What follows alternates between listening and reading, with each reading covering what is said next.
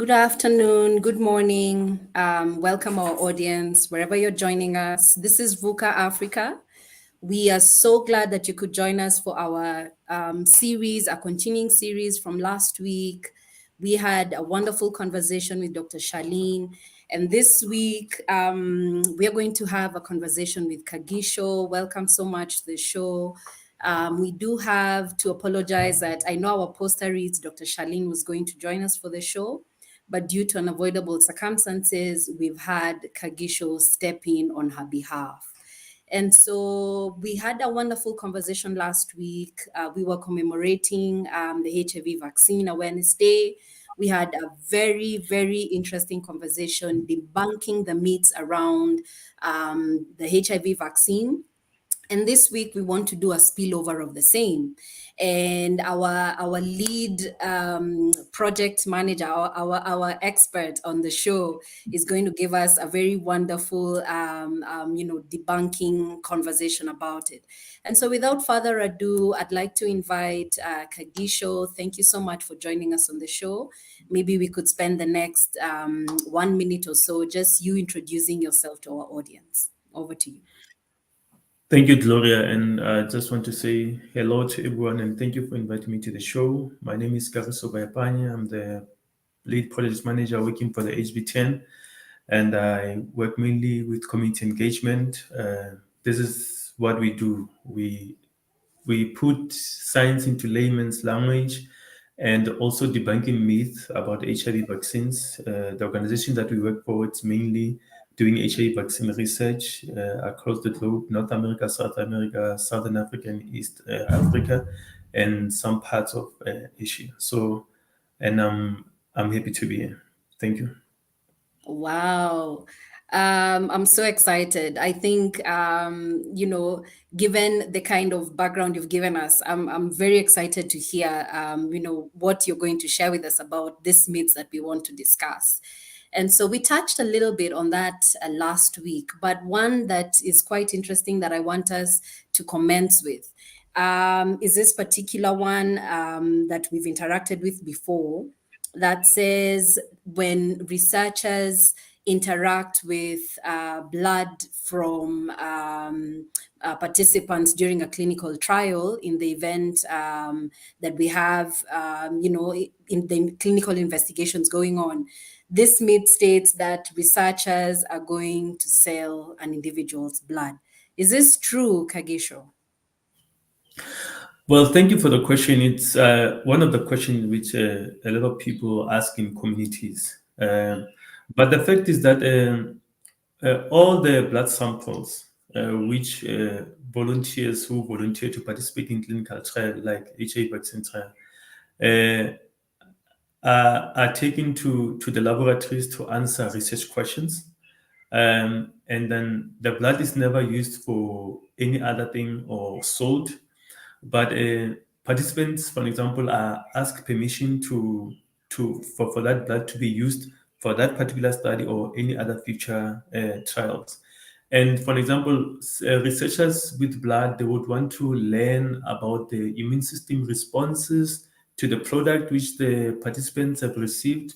They want to learn how is the immune system responding positively, or the immune system is not responding at all, or the immune system perhaps is getting affected by the product which the participant has received. So this blood that is taken, it's mainly for that. And so also researchers will be doing various tests on the very same blood. And when the blood, when they are done using the blood, the samples, they usually destroy the samples. And then for other samples, they can even ask participants, do you want us to keep your samples? And then a volunteer participant will agree within the informed consent. Even the participant can come back and say, I do not longer want my samples to be to be kept. So all the blood that is taken, it's mainly used to understand how the product, how the immune system is responding to the product. They call it, for those who have participated in clinical trial, they'll be saying your reactogenicity, yeah, your reactogenicity. They want to see how the immune system respond. That is mainly the reason why samples are taken. So no Yes. selling of blood, no exchange of it's not a transactional business, as we've heard in communities where they say if you engage in a clinical trial, unfortunately or fortunately, your blood sample is actually going to be exchanged for some cash. No, there's no transaction involved. And in clinical trial, we don't take the same blood samples every time you come for your visit. So Right. there's a certain point where certain amounts of blood samples are taken for certain people to learn. For example, if you have received a vaccine, your next visit, they would want to know what for example, before you take a vaccine, they would have your samples to see. And then after you have taken a vaccine, they'll also take your samples to see the difference between when you did not receive a sample, I mean, when did not you receive vaccine, and after receiving the vaccine. So it is not the same amount of samples. And also, there is a cap on how much blood samples can be taken from from a person who's volunteering to Right. participate. Like, for Right. example, when you donate blood, there's a certain amount which you can give, but researchers take even lesser amount of that when you donate blood samples. Yeah. Okay. And Yeah. so thank you for that clarity. I mean, it's important that every single person who interacts with this chain of conversation about vaccines truly understands this little nitty-gritty aspects. And another myth I think that I've also personally interacted with is one where they say that vaccines can cause infertility. Just borrowing from what happened with the COVID vaccine, there was so much vaccine hesitancy because of this myth that went around saying if you get the vaccine you're actually going to get infertile. And so, I mean, let's speak around that with particularly as pertains to the HIV vaccine. Is that true, or is it false? No, it's a very interesting myth. You're correct. That is also common, and mainly one of the things which make this myth common in communities is that whenever a participant volunteers, anyone volunteers to participate in a trial, one of the things we request participant is that may you please use contraceptions so that you should not be pregnant or fall pregnant while in the study.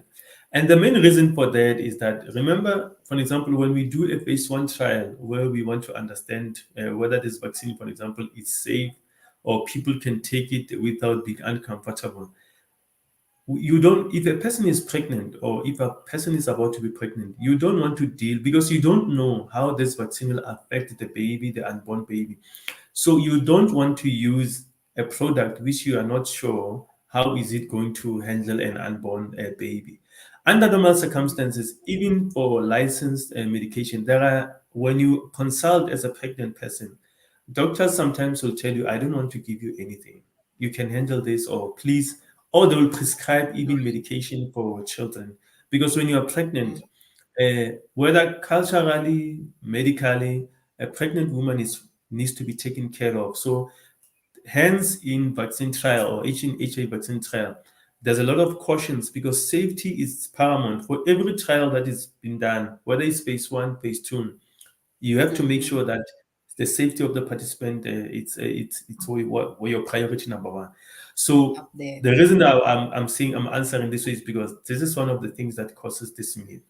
And secondly is that people who have participated in HIV vaccine trial before, after the trial has ended, people manage to have children and they give birth and they continue with their lives. And I will just comment, though we are talking the context of vaccine, HIV vaccine at the moment. There was one trial which I was once involved in where they were asking men, including particularly men at the time. It was a TB trial, but it was not a vaccine. It was just where they were asking men, if you plan to have children, don't participate. The reason for that trial, for example, it was that they found out in the animal study the the sperm count of those rats was low. So they were also saying to men, we are in a trial, but if you plan to have children, let us know. So, but that was a different trial for a TB on. So I'm just saying that just trying to show that scientists, if they implement something, they take precaution to ensure that Precaution. the safety of participants come first. So That, it is not true that they affect fertility. People continue to have children even after participating in vaccine trials, in HIV vaccine mhm. trials. Yeah. And I see also you're bringing in the aspect of ethics during Yes. clinical trials. And I know that's another whole conversation separately, but I mean, just to also let our audience know that clinical trials are not just done, on the hook of the book. There's a whole science of ethics that accompanies vaccines, the trials, the phase one, the phase two. So really, there's a lot of precaution, just like Kagisho has mentioned. I see our time is almost running short, but we do have time for one more myth, if you may allow me. And this one says that the HIV study vaccines can give people HIV. What do we have to say Yeah. about that? Yeah, that is also not true. What happens is that HIV vaccines are designed differently from the rest of the vaccine that, for example, we give at childbirth. For example, there are certain vaccines, not this time, not HIV vaccines. There are vaccines where a bacteria, for example, it's weakened so that it could not cause infection, and then they use it to manufacture the vaccine. There are certain vaccines where a bacteria is killed, then it's used to create a vaccine. But for HIV, we don't use any of the two methods Right. because HIV is different from all these other viruses that we face because of mutations. I think we know the story: mutation, HIV mutate, and so forth. But what scientists does in the lab, they study the virus and they look at pieces of virus so that they manufacture something similar to a piece of HIV so that the immune system the aim is to teach the immune system to recognize so that the immune system can be able to say there is a something which I saw which is similar to this. Let me try Right. and find. So what researchers do, they manufacture a piece which is similar to some of the pieces or a piece of the HIV virus. And then what they would do, because that piece is not even alive, they would use a bacteria which our immune system is used to fighting all the time. So that when the immune system try to fight that bacteria, it will also see another piece which it has never seen before, so that it can get used to it. Because one of the biggest challenges with HIV is that our immune system does not recognize it immediately when it infects us. Mm-hmm. So that is one of the things which HIV vaccines are trying to do to teach our immune system to recognize HIV, because that is the biggest challenge for our immune system. So um, the HIV virus, the HIV vaccine won't give a person HIV, and Mm-hmm. it has never done so. So it's one of those things because people think that because of certain vaccines are created this way, and this one is also created the same, whereas Mm-hmm. those are the two difference. Yeah, Wow, I see. I think this was such a treat for the show. Vuka Africa really appreciates your presence. I think we've been able to debunk just a bit. We've not done a whole, cap about it. But I think the little that we've been able to tell our audience is just sufficient enough to get us to our next show, which will be next week on Wednesday, same time, same place. And when you think about also the way the conversation is really going, this myth, debunking this myth, is supposed to be something that once we are aware of, then really we can carry out that conversation with anybody in the community, because we don't want there to be vaccine hesitancy when the HIV vaccine is actually here. And I feel like creating this platform of awareness and knowledge retention will allow the vaccine to actually be accepted and received with open arms. And so, without further ado, I think we'll bring the session to a close. Thank you so much, our audience, from wherever you've joined us from. Thank you, Kagisho, for gracing our show. a pleasure. See you next time. Thank you, everyone. Bye.